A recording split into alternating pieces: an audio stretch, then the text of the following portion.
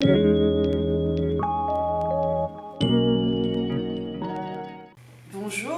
bienvenue au centre de documentation de l'écomusée de l'Avesnois, donc Emeline Perrin. Je suis chargée du centre de documentation et chargée de projet depuis 4 ans ici à Fourmies. Bonjour, je m'appelle Marie, je suis aide documentaliste, assiste Emeline et je suis au centre de documentation depuis 2016. Bienvenue, vous avez ici la pièce dédiée aux recherches avec des tables qui sont à disposition. Le fond, c'est à peu près 6000 références de documents. C'est très varié, surtout on peut proposer aussi bien des ouvrages, des revues, des quotidiens, des dossiers documentaires selon les thématiques que l'on dispose. Surtout c'était lié aux thématiques de l'écomusée, mais aussi maintenant on a élargi nos thématiques liées au territoire de l'Avesnois. On vous montrera plus loin les coulisses du centre de documentation. Et nous avons ici aussi quelques documents qu'on souhaitait vous présenter pour que vous voyez un petit peu le type de trésor qu'on peut découvrir au sein du centre de documentation. Donc là, par exemple, on a un document qui traite plus de l'architecture de la reconstruction. Donc voilà, qui s'intitule Ferme et habitation rurale, qui a fait l'objet d'un concours d'architectes, le type de planche qu'on peut avoir, qui permet d'avoir, en faisant des recherches plus approfondies, qui permettraient de pouvoir recouper en fait ces propositions de projet avec l'habitat sur le territoire et éventuellement voir si des projets ont été construits. Donc voilà, par exemple, on peut avoir ce type de document donc, qui concerne l'architecture. Voilà, ici ce sont essentiellement des machines textiles. Voilà, donc issu de l'atelier de construction société Célestin Martin à Verviers en Belgique. Donc c'est un magnifique ouvrage avec à l'intérieur des plans de machines textiles, des plans bleus. Voilà. Et après, tous ces fonds anciens peuvent et devraient faire l'objet de restauration. Alors pour le moment, c'est pas encore envisagé, mais en tout cas, c'est des choses qui sont tout à fait possibles pour pouvoir conserver les documents dans les meilleures conditions possibles.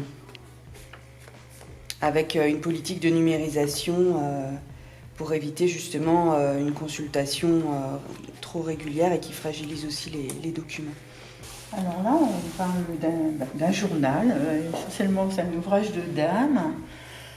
Donc il faut quand même souligner que tous ces fonds, initialement, ils sont issus de dons alors des bénévoles déjà qui ont constitué l'association initialement de l'écomusée de l'Avesnois, qui aujourd'hui est un établissement public de coopération culturelle. Donc c'est grâce à ces personnes que nous disposons de tous ces fonds aujourd'hui.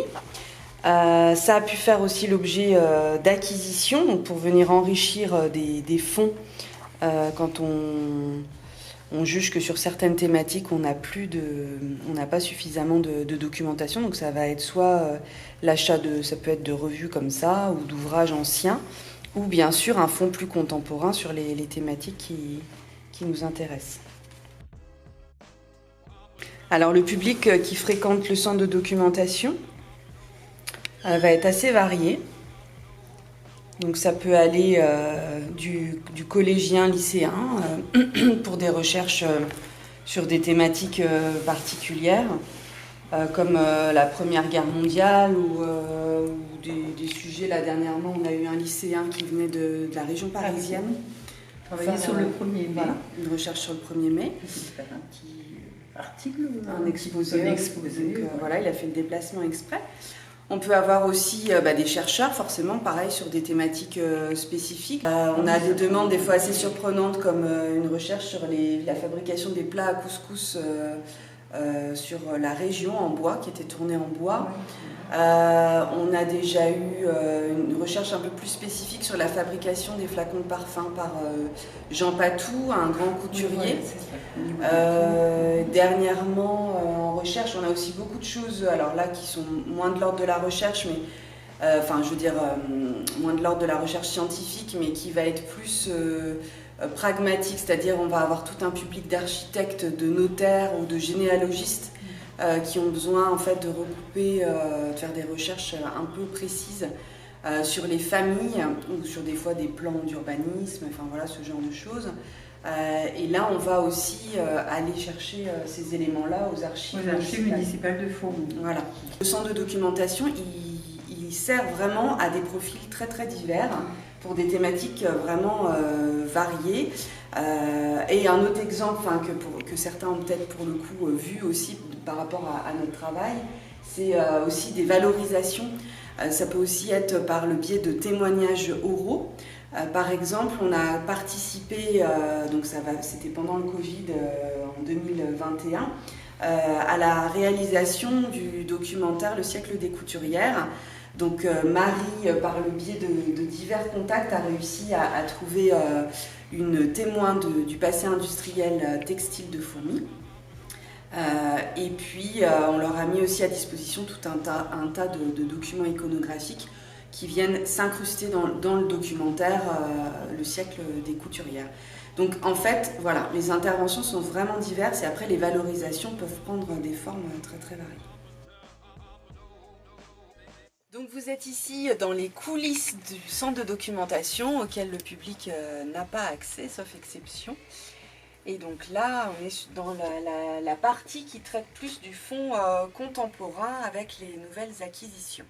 Voilà, alors les acquisitions, c'est tous les achats que l'on fait en cours d'année en fonction de nos besoins, surtout par rapport à Emeline qui, elle, dans le cadre de sa mission de chargée de projet, travaille sur les expositions et aussi par rapport à nos médiateurs qui travaillent sur des thématiques, donc ont besoin d'ouvrages et ainsi que Emeline. Donc on fait des acquisitions et ces acquisitions font partie, donc on les enregistre dans un catalogue et le catalogue c'est le catalogue de Mediapass. Donc tous ces ouvrages sont ici donc catalogués, on leur donne une identité avec la cote d'IWE et c'est surtout par thématique. Ça, c'est le catalogue qui se trouve, que l'on peut consulter en ligne pour éventuellement, on peut choisir, si on a besoin de travailler sur une thématique, eh bien on peut aussi réserver un catalogue et venir sur place à l'écomusée, au centre de documentation pour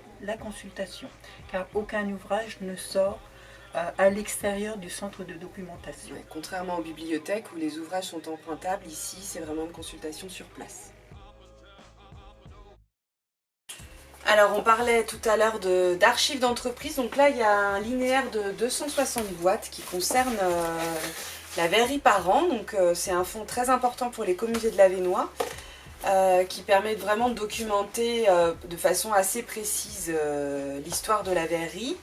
Et comme je le disais précédemment, on a déjà été amené à faire des recherches dans ces fonds, notamment par rapport aux moules.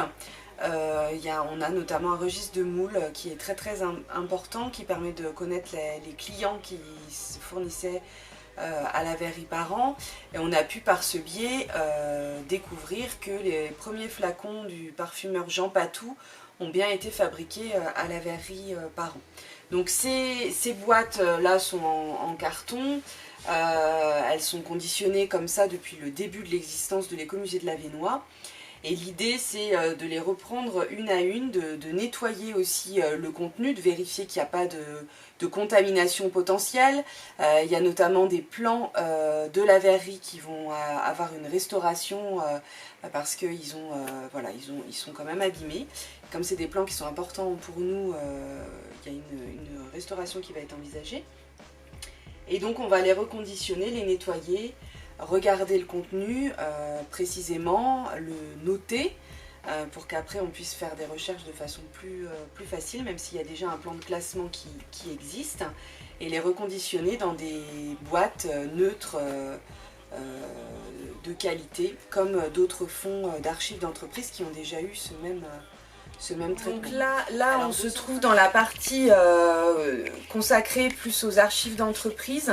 Donc l'idée c'est que le fond de la verrerie Parent qu'on a vu tout à l'heure intègre cet espace et soit reconditionné dans ce type de boîte avec un étiquetage propre.